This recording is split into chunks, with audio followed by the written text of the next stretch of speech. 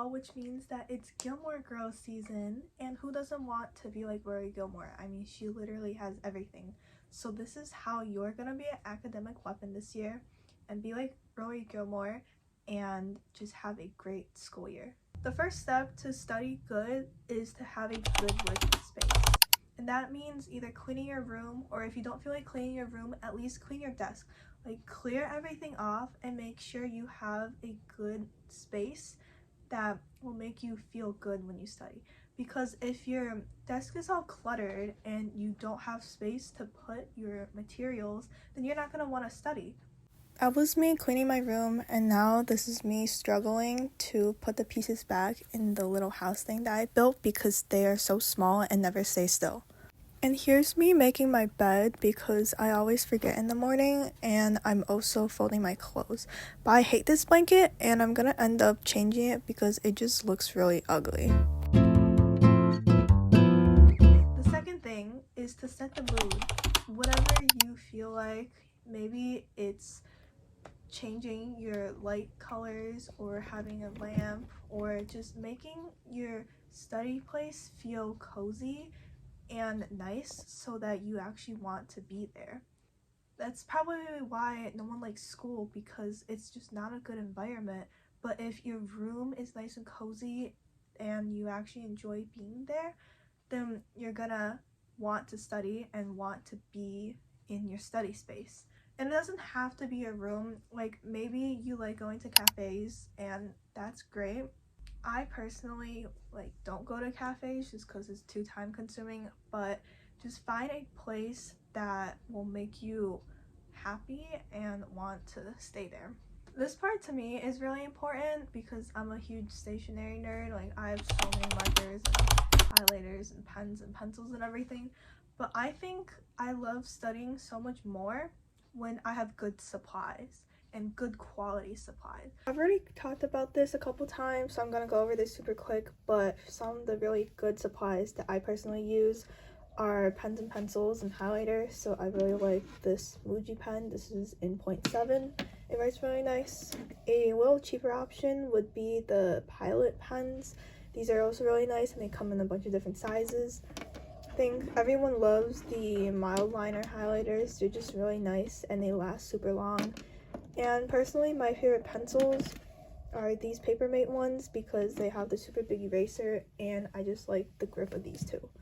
Don't just go and buy like the cheapest thing if you can afford better things, because when you have better quality supplies, it's gonna make studying look so much better. I like to use different color pens and different color highlighters, and I always use my favorite pencil, and it makes the process so much more enjoyable because of how nice my studying looks. This one's not super essential, but I love music, and I always study or do my homework with music on. I know it's probably not the best thing because you're multitasking, but I haven't had any problems and I still get fine grades. So I don't have a specific playlist for studying, but sometimes I do like to look up playlists. Like, I'll put in studying music, or sometimes if you search up Rory Gilmore, it'll have good playlists to really get you in that feeling of studying. Music also just makes me happy, so I feel happier when I'm studying instead of dreading it, since I get to listen to something enjoyable while I'm doing something that I'm not as big of a fan of. The most important part of having good grades is to find the right way of studying. And that means you can't just look at your notes and stare at them for 5 minutes and think that you have that all memorized, because unless you have a photographic memory, you don't. So I feel like there's so many different studying methods out there, and I think it depends on the person which one works the best. But for me, I definitely need to take breaks while I study. I know there's some people who can study for hours straight and not get bored and not get tired at all, but for me, I usually like to take a break after each subject. So for example, if you have 3 subjects that you have to study for, I would study the first one, look at my notes, write notes, do whatever I'm doing to study, and then I'd take a 5 to 10 minute break, and I move on to the next subject, and I just keep on doing that until I'm done for the day. Another way that I study is with active recall, and I'm sure you've all heard of active recall. It's like the most popular study method right now, but I genuinely think that it works so well. And what active recall is, if you're not familiar with it, is just a way to train yourself to memorize things by, like for me, I use flashcards.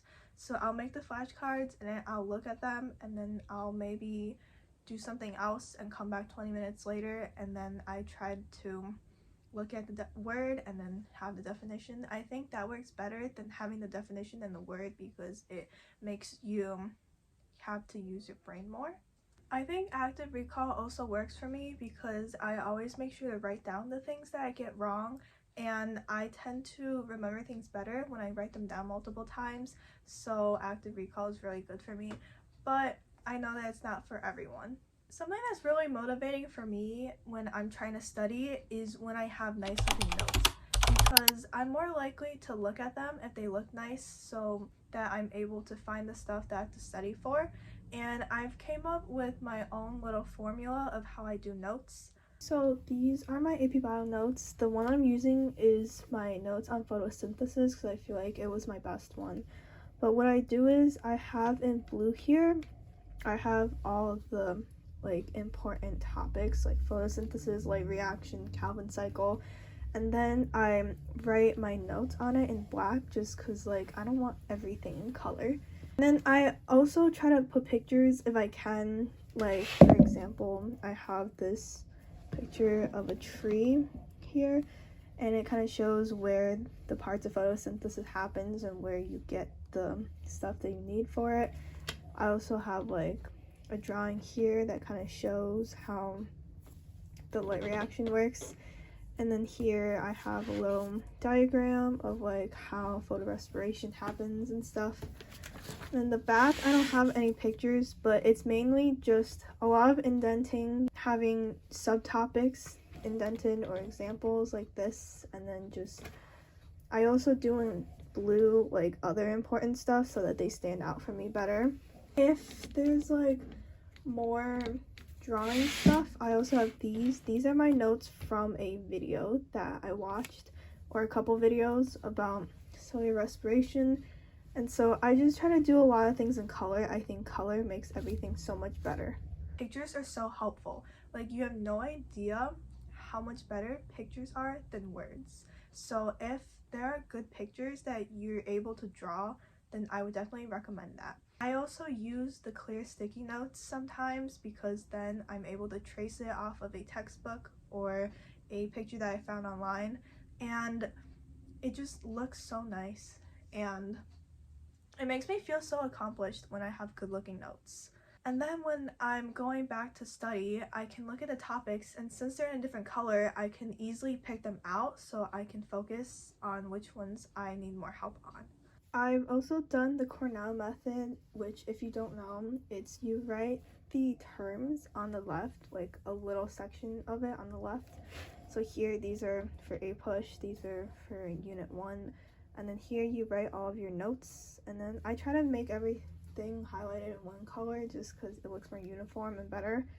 And then on the bottom, you do a little summary. And I think it's good for reviewing, but I definitely think that you should write more detailed notes for when you're learning in class. I feel like people don't think about this, but having good sleep is so important for doing good in school.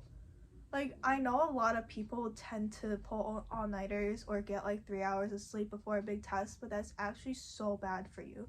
And I remember I used to do that my freshman year, or I would get up super early to study, and it's just not good.